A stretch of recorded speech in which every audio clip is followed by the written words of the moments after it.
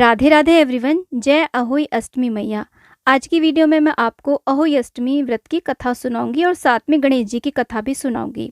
तो फ्रेंड्स, जब हम अहोई अष्टमी का पूजन कर लेते हैं तो अहोई अष्टमी की कथा सुनना बहुत ज़्यादा अनिवार्य होता है। तो पूजा करने के बाद में आप चौकी के ऊपर एक जल का लोटा भर के रखें, हाथ में कुछ अनाज के दाने ले लें, चाहे गेहूँ चाहे चावल, और थोड़ी सी दूर्वा लेकर के कहानी सुने। तो आइए सुनते हैं अहोई अष्टमी व्रत की कहानी। एक बार एक गांव में एक साहूकार रहता था। साहूकार के 7 बेटे और एक बेटी थी। सातों बेटों की शादी हो गई थी। दिवाली से पहले घर को लीपने पोतने और साफ सफाई का काम चल रहा था। तो सातों बहुएं अपनी ननद के साथ खदान से मिट्टी लेने चली गई। जब वो मिट्टी लेने गई थी तो उस दिन अहोई अष्टमी का दिन था। सारी बहुएं खेत में इधर उधर मिट्टी खोदने, कोई गन्ना तोड़ने, कोई फूल तोड़ने, कोई कचरी तोड़ने इधर उधर चली गई। साहूकार की बेटी ने भी मिट्टी खोदना शुरू किया। वहीं पास में ही सेही की मांद थी। जैसे जैसे मिट्टी खोदती गई वैसे वैसे स्याऊ के बच्चे उस मिट्टी से कटते चले गए। स्याऊ के सातों बच्चे कट गए। साहूकार की बेटी ने जब कुदाल पर खून देखा तो वो डर गई और कहने लगी कि आज मुझसे ना जाने कौन सा पाप हो गया। स्याऊ माता आई तो उसने मांद के पास खून पड़ा देखा और देखा कि खून भरी कुदाल साहूकार की बेटी के हाथ में है और उसके सातों के सातों बच्चे मरे पड़े हैं। स्याऊ माता हाहाकार करते हुए रोते रोते बोली कि जैसे तुमने मेरे बच्चों को मारा है वैसे तुम्हारे बच्चे भी नहीं जिएंगे। मैं तुम्हारी कोख बांधूंगी। साहूकार की बेटी दहाड़ मार मार करके रोने लगी। उसके रोने की आवाज सुन के साहूकार की सारी बहुएं वहां इकट्ठा हो गई। अब सबने जब स्याऊ माता की बात सुनी तो बहुएं बोली कि अगर तुमने हमारी 22 की कोख बांध दी तो हमारी सासू जी हमें घर में बढ़ने नहीं देगी। सबने ननद की गलती की क्षमा मांगते हुए स्याऊ माता के पैर पकड़ लिए कि हे स्याऊ माता, हमारी ननद के ने जानबूझ के बिल्कुल भी ये नहीं किया है, ये उनसे गलती से हुआ है, इन्हें क्षमा कर दो। स्याऊ बोली कि इसकी कोख नहीं बंधवाना चाहती हो तो तुम में से कोई अपनी कोख बंधवा लो। अब सारी बहुएं, जितनी भी बड़ी बहुएं थी, कोख बंधवाने से पीछे हट गई।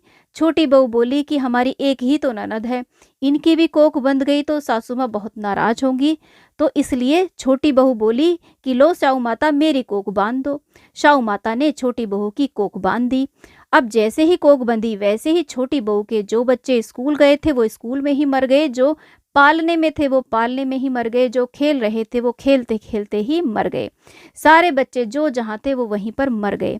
जैसे वो घर आई तो सासू बोली कि बहू ये क्या हुआ, सारे बच्चे एक साथ कैसे मर गए। तब बहुओं ने खदान वाली सारी बातें बताई।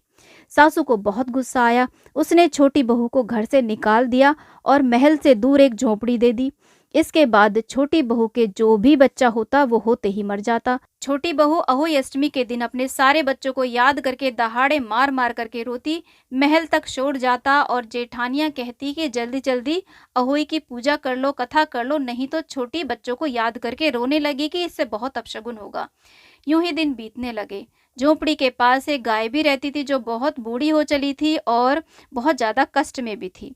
साहूकार की छोटी बहू ने सोचा कि मुझे वैसे भी कौन सा काम है, मैं गौ माता की सेवा करूंगी, मेरा भी समय कट जाएगा और गौ माता की भी सेवा हो जाएगी। इस तरह छोटी बहू गौ माता की सेवा करने लगी। गौ माता को चारा खिलाती, पानी पिलाती और नहलाती धुलाती और गोबर कूड़ा करके साफ सफाई करती। गाय के नीचे घास फूस का बिछावन करती। कुछ ही दिनों में गौ माता हष्ट पुष्ट हो गई। तब गौ माता छोटी बहू की सेवा से खुश होकर के बोली कि बेटी, तुमने मेरी बहुत सेवा करी है, मैं सुरही गाय हूँ, कुछ मांगो, तुम जो मांगोगी तुम्हें वो मिलेगा। तब बहू रोते रोते कहने लगी कि हे माता, मैं निपूती हूँ, मेरे कोई संतान नहीं है, मैं किसके लिए मांगू और क्यों मांगू। स्याऊ माता ने मेरी कोख बांध रखी है। हे गौ माता, स्याऊ माता तो आपकी भाईली है जिन्होंने मेरी कोख बांध रखी है, तो उनसे कह करके मेरी कोख खुलवा दो। तब गौ माता बोली कि बेटी, मैं तुमसे वादा तो नहीं करती पर पूरी पूरी कोशिश करूंगी। अब सुरही गाय और छोटी बहू दोनों 7 समंदर पार स्याऊ माता के पास चली।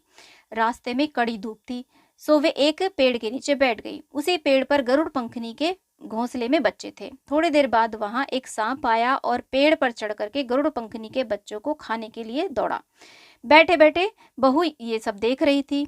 उसने सांप को मार करके ढाल के नीचे दबा दिया और बच्चों को बचा लिया।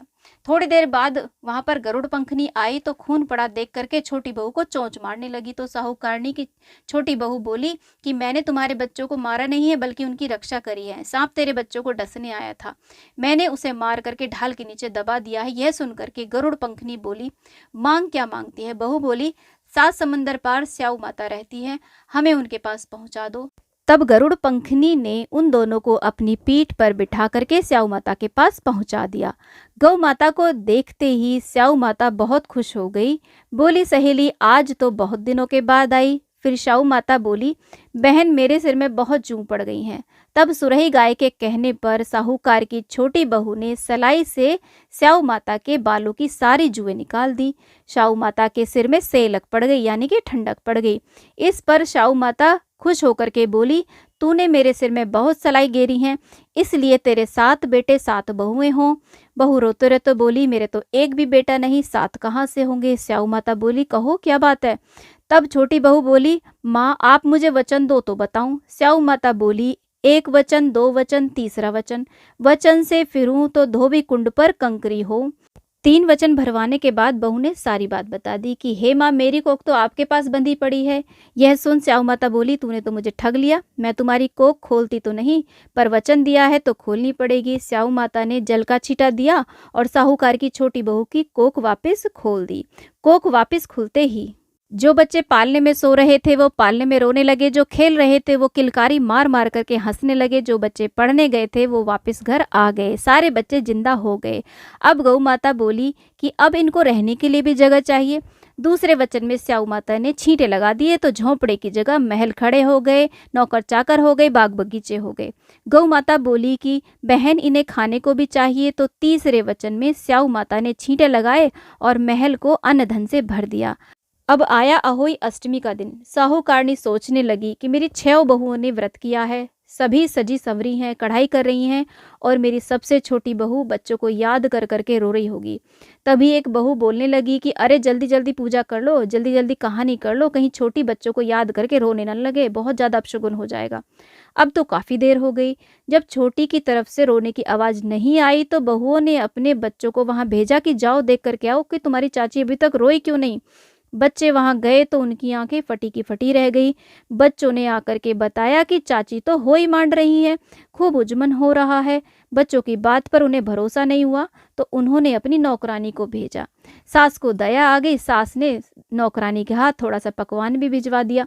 नौकरानी जैसे ही छोटी बहू के घर गई तो देखा जहाँ झोंपड़ा था वहाँ बहुत बड़ा महल बन गया है और साहूकारनी की बहू तो कंडवारे बांट रही है। दासी दौड़ते हुए वापस आई और बोली, माँ जी आपकी बहू ने तो अहोई अष्टमी का व्रत किया है, वहां पर तो महल बन गया है और आपकी बहू तो उजमन कर रही है। साहूकारनी बोली, दुनिया तो बोली मारे, तू भी बोली मारे, तू तो दासी है। वो बोली, माँ जी मैं बोली नहीं मार रही, आप खुद चल के देख लो। तब साहूकारनी और सारी जेठानियां मिल करके छोटी बहू के घर पहुंची तो देखा झोपड़े की जगह महल बन गया है, कढ़ाई चढ़ रही है, बच्चे आंगन में खेल रहे हैं, बहू कंडवारे बांट रही है। साहूकारनी भागी भागी महल के अंदर गई और जाके बहू को गले से लगा लिया।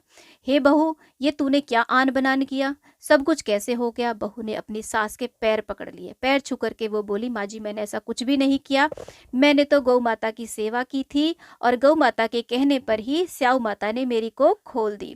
बहू ने सारी बात बता दी। सास बोली, बहू मैंने मजबूरी में तुम्हें घर से झोपड़े में डाला था, तो नहीं तो तेरी सारी देवरानी जेठानी तुझे ताने मारती रहती और तेरा जीवन बहुत मुश्किल हो जाता, इसलिए मैंने तुझे घर से निकाल दिया था। बहू ने कहा, माँ जी मैं जानती थी आप दिल से बुरी हो ही नहीं सकती। सास बहू एक दूसरे के गले मिलने लगी, सास बहू दोनों मिलकर के कंडवारे बांटने लगी, सारे घर में खुशियां छा गई। तभी देवरानी जेठानी चिढ़ करके बोली कि छोटी तो बड़ी तेज निकली, इसने अपनी कोख कैसे खुलवाई। साहूकारनी ने सारे गांव में ढिंडोरा पिटवा दिया कि सभी अपनी संतानों के लिए अहोई अष्टमी का व्रत पूजन करें, साथ में कहानी भी जरूर करें कि हे अहोई अष्टमी मैया, जैसे आपने साहूकार की छोटी बहू को पहले दिया वैसे किसी को ना देना, जैसा साहूकार की छोटी बहू को बाद में दिया वैसा सबको देना, कहानी कहते सुनते हुंकारा भरते और उन सबके पूरे परिवार को देना। जय अहोई अष्टमी मैया। इसी के साथ में एक गणेश जी की यानी कि विनायक जी की कहानी भी सुनी जाती है। गणेश जी की कहानी। एक अंधी गरीब बुढ़िया थी, उसके एक लड़का और लड़के की बहू भी थी। वह बुढ़िया रोजाना गणेश जी की पूजा करती थी। गणेश जी उस बुढ़िया से कहते कि बुढ़िया माँ, तू जो चाहे सो मांग ले। बुढ़िया कहती कि मुझे तो मांगना नहीं आता, कैसे और क्या मांगो। तब गणेश जी कहने लगे कि अपने बेटे बहू से पूछ कर मांग ले। एक दिन बुढ़िया ने बेटे से कहा कि गणेश जी कहते हैं कि तू कुछ मांग। बेटे ने कहा धन मांग ले। बहू से पूछा तो बहू ने कहा नाती पोते मांग ले। तब बुढ़िया ने सोचा कि ये तो सब अपने अपने मतलब की बात कर रहे हैं, तो वो बुढ़िया अपनी पड़ोसन से बोली। तो पड़ोसन ने कहा कि बुढ़िया तू तो थोड़े दिन ही जीवेगी, क्यों तू धन मांगे, क्यों तू नाती पोते मांगे, तू तो आंखें मांग ले जिससे आगे सारी जिंदगी आराम से कट जाए। उस बुढ़िया ने पड़ोसन की भी बात ना मानी और घर में आकर सोचा कि जिसमें बेटा बहू राजी हो वह मांग लूं और अपने मतलब की चीज भी मांग लूं। जब दूसरे दिन गणेश जी आए तो बोले हे बुढ़िया जो चाहे सो मांग ले। बुढ़िया बोली हे भगवान, यदि आप प्रसन्न हैं तो मुझे 9 करोड़ की माया दे, निरोगी काया दे, अमर सुहाग दे, आंखों की रोशनी दे, नाती दे, पोते दे, सब परिवार को सुख दे और अंत में मोक्ष दे। तब गणेश जी बोले बुढ़िया माँ, तूने तो मुझे ठग लिया। खैर जो तूने मांगा है वह तुझे सारा कुछ मिल जाएगा। यह कहकर गणेश जी अंतर्ध्यान हो गए।